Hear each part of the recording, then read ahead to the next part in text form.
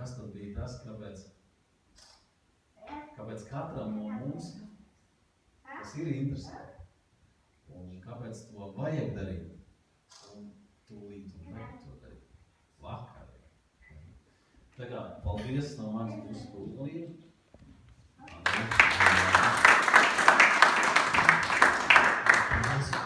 Es nobeigšu to, ko Mareks iesāka par to līnšreiku. Es arī eksperimentēju, bet tā galvenā sadaļa, kāpēc es saprotu, ka viņš ir svarīgs, ir tāpēc, ka mūsu kuņģi, mūsu gastrosistēmā šūnu nav.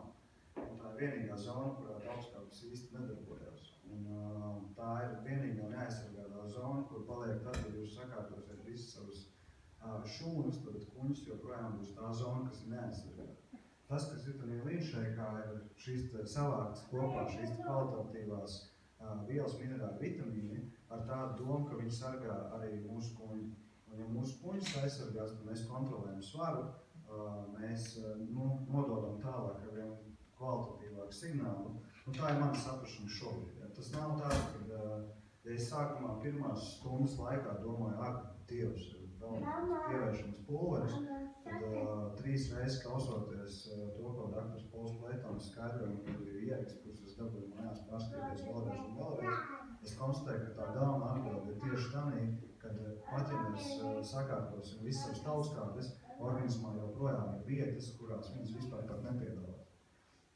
Un tā visbūtiskākā vieta ir tā mūsu gastrosistēma. Un ja mēs varam arī savu to gastrosistēmu paralēli pabarot ļoti kvalitatīvi, tad tas organisms faktiski tiek nosargāts pilnā apjomā. Bet mans stāsts ir par skaitļiem un daudz minerālu, daudz speciāli nesaku skaidrs, jo es tur atkal neiesgunājos. Būtība ļoti vienkārši. Es šeit esmu, tāpēc, ka es tam redzu potenciālu. Potenciāli es redzu tieši 2 lietās. Lieta numur 1, tas ir starptautiskums, un es uzskatu, ka mums latviešiem nav īpaši daudz variantus. Mēs varam vainu visi badīties vienā mazā tirgu un stāstīt visiem, ka mums ir pati lielākā rumba, pats lielākais tirgus, pats lielākais, pats garākais. Un, tas ir tas atsevišķs saits, kuram lielāks.lv. Tāds saits ir tikai vienīgi latviešiem. Mums viss ir pats. Bet realitāte ļoti primitīva. Tirgus tik liels, cik viņš ir. Konkurence ir ļoti agresīva, principā uz pilnīgi jebkuru lietu skatāmies, vai tas ir biznes, vai tas ir pakalpojums, vai tā ir prece. Un, lai mēs ilgtermiņā funkcionētu labi un pareizi, mums jāiemācās darboties šī mazajā tirgu, kuram vienlaicīgi ir arī ļoti liela priekšrocība. Un tā galvenā priekšrocība mazajā izmērā ir tā, ka mēs varam viens otram pieskarties. Mums ir laiks apsēsties precīgi, mēs varam viens otrā klausīties.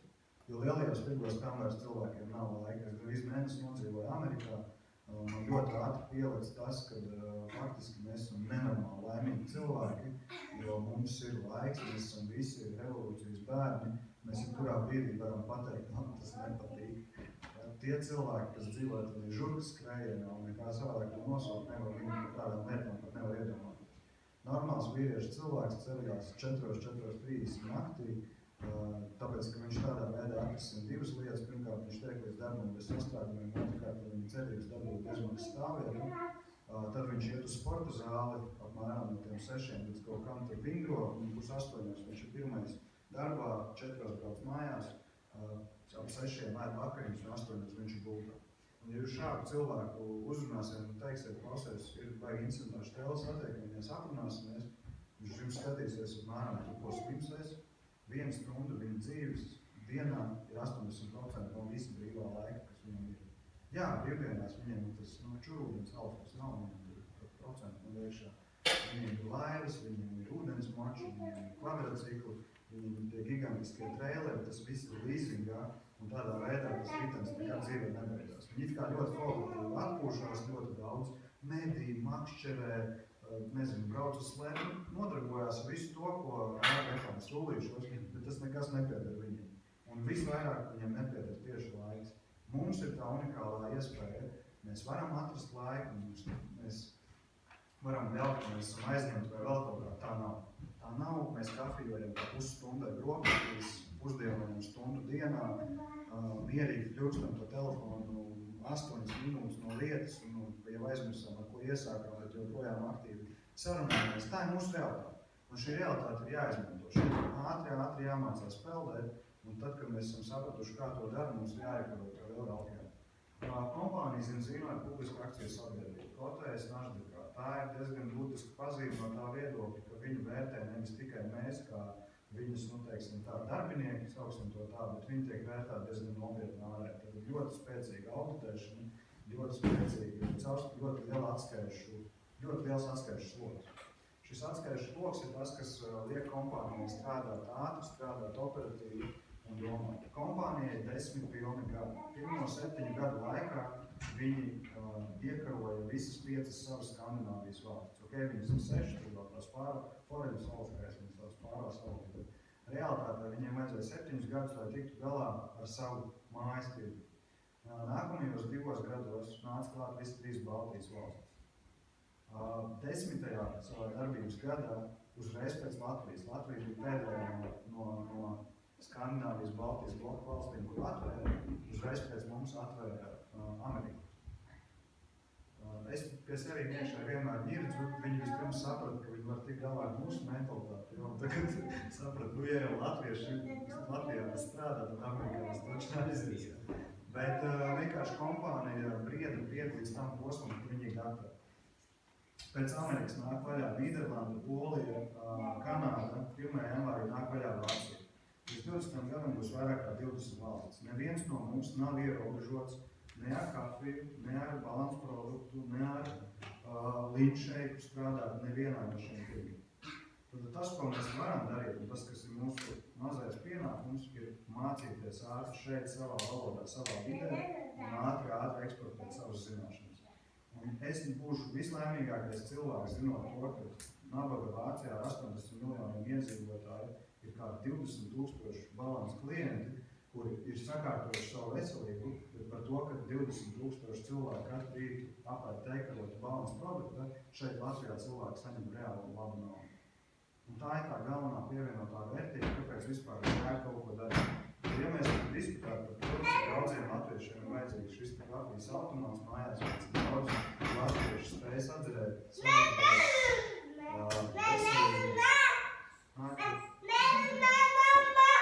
veselīgi dzīvesveidu būtību, te vienmēr var runāt, vienam darbu, vienam plaisu, otram mēķinu vai tālāk.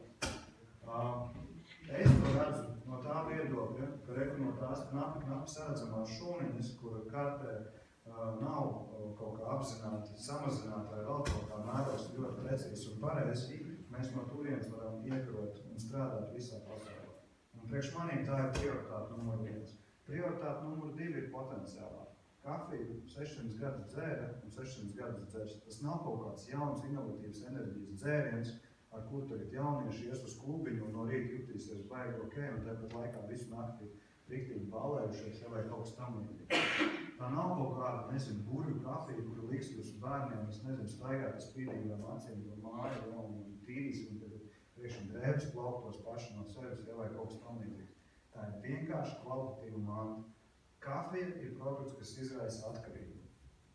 90% pieauguši cilvēki dzer kafiju, 40% no šiem 90% ir totāli atkarīgi. Pamēģiniet viņam no rīta neiedot šo kafijas tasīti, viņš nestrādā. Viņš ir nervos, viņš ir psihiski, principā viņš ir disfunkcijā. Ja mums šiem cilvēkiem iedosim kvalitatīvu mantu, viņi būs musējos visu laiku. Kādreiz arī, kad man stāstīja to biznesu, es nedzeru kafiju. Es dzēru to pulveri 3-1, jo tas bija vienīgais, no kā man negriez kuņģi čokurā. Es teikšu ļoti vienkārši, man ir ļoti vājš pēdiņš, es izdzeru nepareizu kafiju, 2 minūtes un durvis ar to puisīti ir manā rīcībā. Es vienmēr esmu ņirdzis, kad man kāds prasa tev statikā paņem kafiju, es saku, vai paņem, bet tad nebraucam projām. ļoti ātra reakcija. Un tas bija vienīgais un galvenais iemesls, kāpēc es to nedarīju. Jā, tas 3-1 stulbais pulveris, viņš garšo pēc kafijas, bet no viņa šādas reakcijas man nebija. Es ļoti zinu, ka apzinos to, ka es bojāju savu veselību, bet es redzu, man to kafijas, sajūtu gribējās. Kad mēs sākām strādāt ar šo Zinzino kafiju, es savu pirmo espresso iedzēru pēc gada. Veselu gadu es dzēru joprojām daudz piena, daudz cukura. Šobrīd, ja jūs man piedāvāsiet latē, es neatceros, kad es savās mājās pēdējo reizi to putotāju ieslēdzu. Un es uz to skatos sāk konjaks ar kolu, priekš kam? Ir normāla štela, viņi ir baudām, man ir kafija, kuru man garšo darbdienās rītos, man ir kafijas, kuras man patīk bišķi garākas brīvdienās. Es esmu tanī, tā kā bišķiņ ieaudzis un aizrādās, mēs esam atklājis priekš sevis, un es zinu vēl vienu lietu, kad es neko citu nemaz mēģināt negribu. Jā, ja mums tur vajag par kādām ļoti nopietnām rūpnīcām rādīt, stāstīt, tad tas ir jādara, tas nav tā.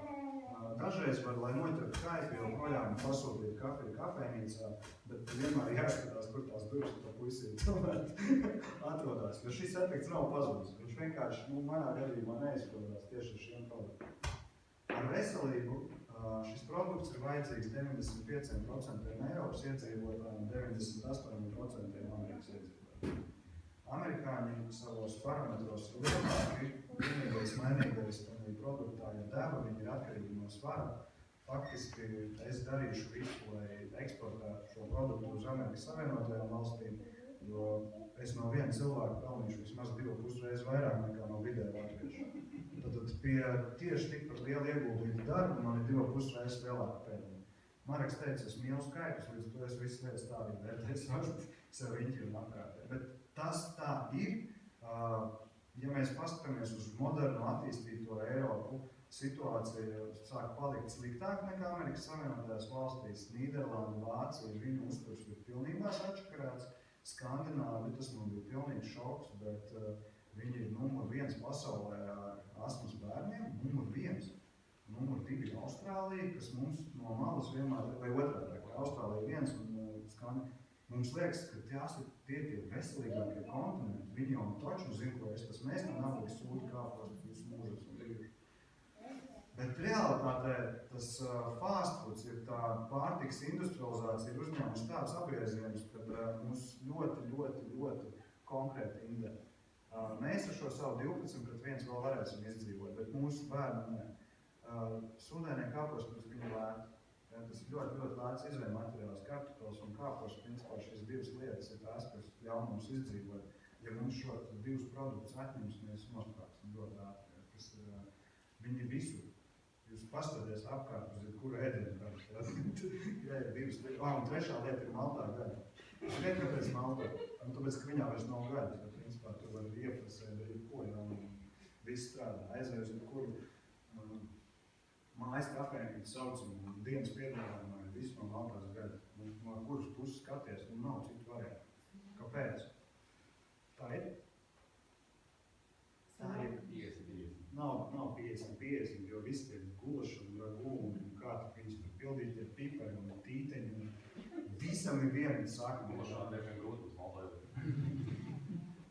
Es neiedziļinos tanīs lietās. Es vienkārši vienmēr arī tā uzmetu acu. Labi. Jā, kotletīna šitāda, kotletīna tāda. Mana vecāmāte padomu laikos strādāja armijas sanatorā Lielupē, un tur arī bija tāda ēdienkarta, kurā nezinu, kurš strādāja pie nosaukuma izgudrošanas, bet tur bija, kā tagad atceros, ka ļeta raketis. Es vienmēr smējos, tas ir kāds Lielupeļi ķeli. Kaut uz to pusi. Principā, tāds riktīgs zarnu tīrītājs. Līdz Kaut kas uz to pusi. Pieprasījums ir, produkti ir kvalitatīvi, problēma ir mūsu galvās. Ja mēs sākam analizēt, kā viņu vajag, cik daudz viņu vajag, vai es to varēšu, un mēs pretī vienmēr jautājam, vai jums labāks variants? Pat godīgi apstājoties uz sekundi, aizveriet acis, nofotografējiet to darbu vai to lietu, ar ko jūs šobrīd nodarbojaties. Ja jūs būtu patiesi laimīgi, jūs tur nesēdētu otrdienas 7 vakarā. Tā ir ļoti precīza atbilde, kāpēc mēs meklējam. Tāpēc, ka mēs katrs esam kaut kādā dzīves posmā nonākuši kaut kādā darbā, bet viņš vispār nav saistīts ne ar to, kā mēs bijām sevi iztēlojušies, ne ar mūsu izglītību. Tā sanāca. Šitie mani paņēma darbā, tā arī paņēma. Man pašam, piemēram, ir puķinieku vēsturi, mani vecāki ir audzējuši krizantēmus, audzējuši tulpes, potējuši ābeles, līdz rožu potēšanai netikām. Sākām ar ziedu vērmutizniecību, Latvijā nodarboties ļoti nopietni. Es 18 gadu vecumā apzvērēju savu labākajam draugam un mēs viens otram, ka mēs nekad dzīvē nenodarbosimies ar ziediem, redzot to, kas notiek,